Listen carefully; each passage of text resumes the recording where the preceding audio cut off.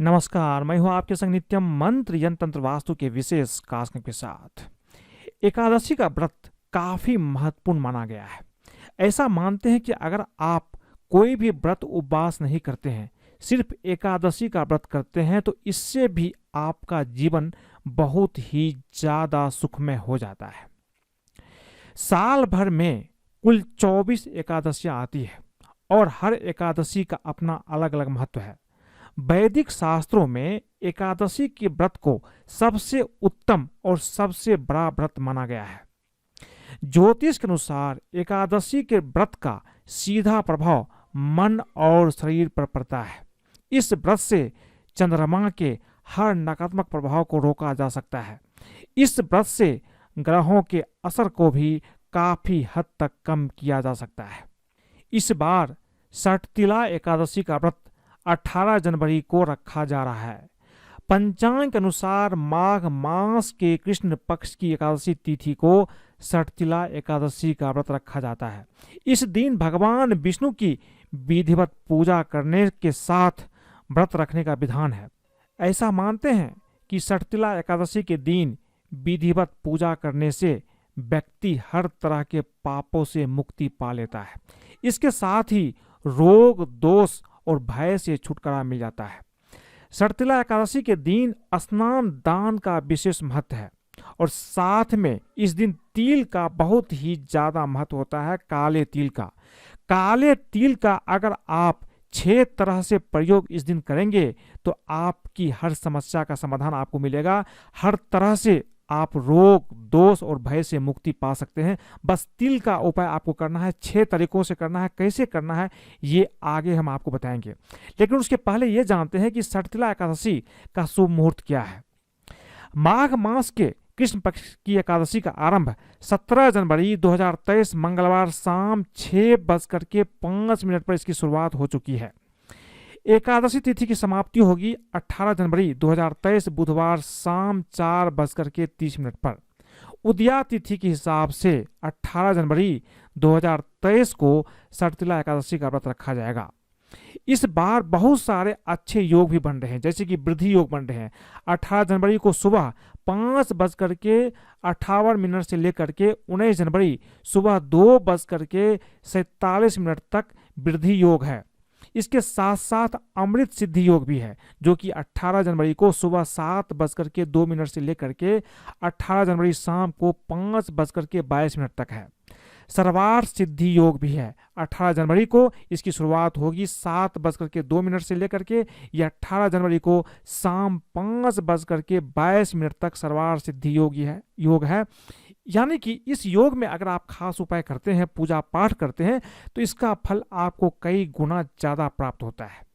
जो लोग एकादशी का व्रत करेंगे उसका पारण का समय होगा 19 नवंबर को 7:02 से लेकर के सुबह 9:09 तक आप पारण कर लेंगे, यह आपके लिए अच्छा होगा। षटतिला एकादशी पर तिल का बहुत ज्यादा महत्व है।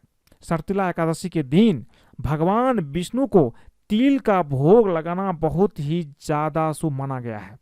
माना जाता है कि मकर संक्रांति की तरह षटतिला एकादशी के दिन तिल का दान करना भी बहुत ज्यादा शुभ माना गया है।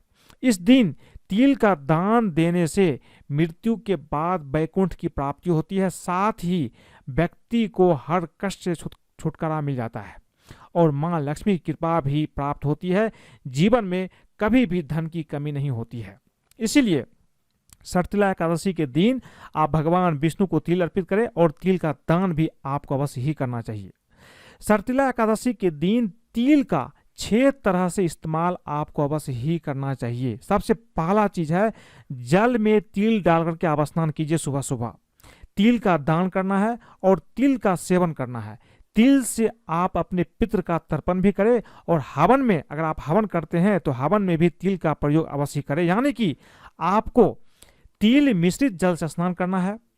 तिल का उपटन चाहे तो आप लगा सकते हैं। भगवान को तिल अर्पित कीजिए। तिल मिश्रित जल का भी सेवन करना चाहिए। फलाहार के समय मिष्ठान के रूप में आप चाहे तो तिल को ग्रहण कर सकते हैं। जो तिल के लाय बनाते हैं हम लोग गुड़ में डाल करके जो बनाते हैं, उसका भी आप प्रयोग कर सकते हैं, ग्रहण कर सकते हैं।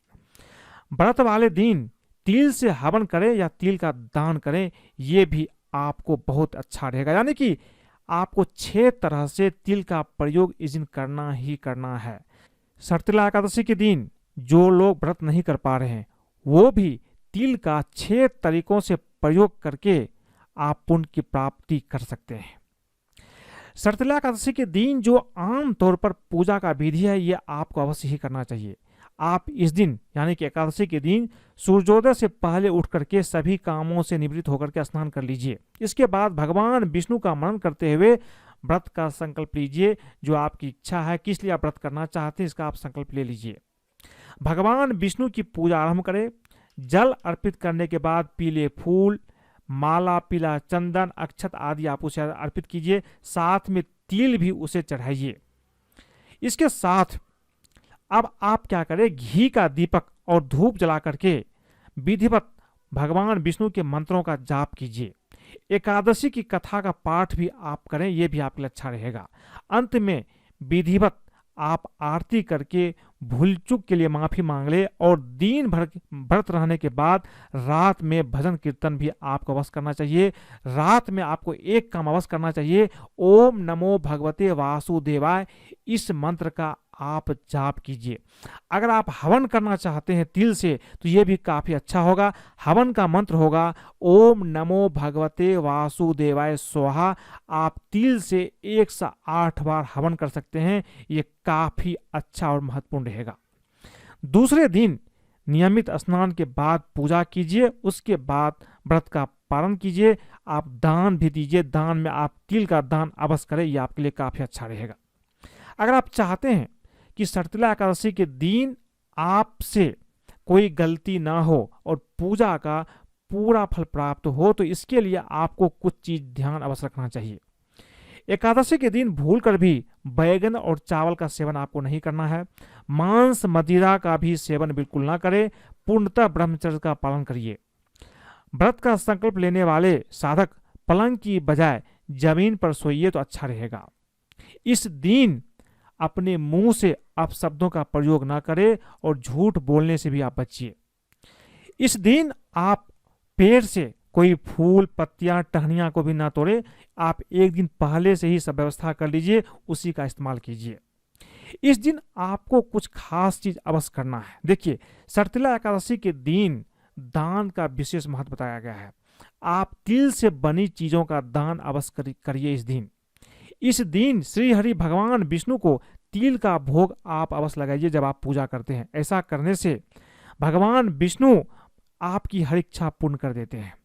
सर्तिला एकादशी के व्रत का संकल्प लेने वाले व्यक्ति को तिल का उपटन लगाना चाहिए और पानी में तिल डालकर स्नान करना चाहिए। ये काफी अच्छा रहेगा। सुबह में जब भी आप स्नान करें थोड़ा सा तिल डाल करके आप स्नान कीजिए, यह अच्छा रहेगा।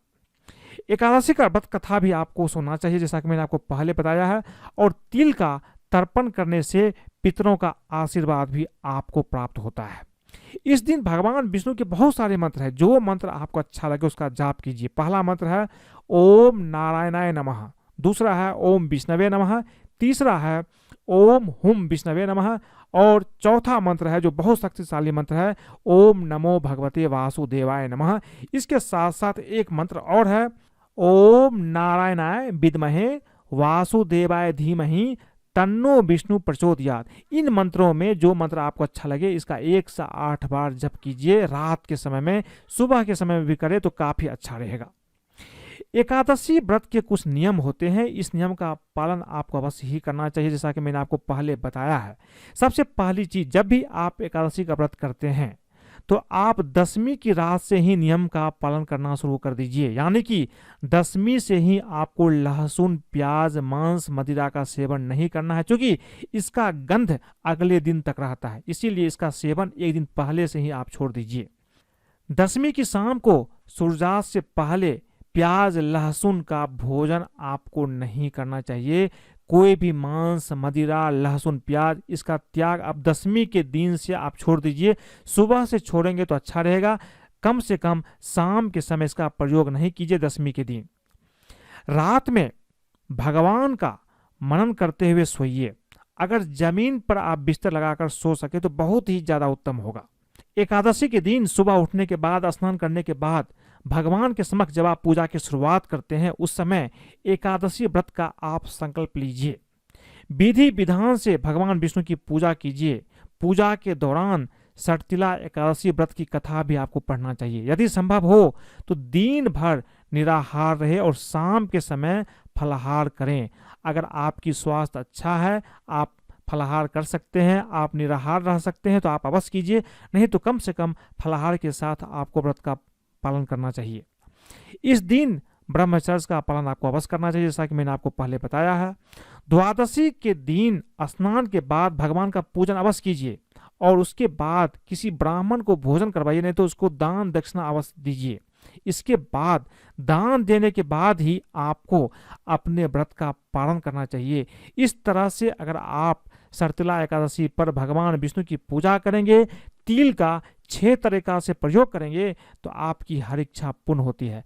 अगर आपको ये वीडियो पसंद आए तो कृपया इसे लाइक करें, सब्सक्राइब करें, अपने दोस्तों सगे संबंधियों के साथ भी शेयर करें, ताकि अगर वो भी इस उपाय को करते हैं तो उसके जीवन में भी भगवान विष्णु की कृपा प्राप्त होती है। साथ में हर तरह के रोग दोष और कष्ट दूर हो जाते हैं। आज के लिए बस इतना ही। धन्यवाद।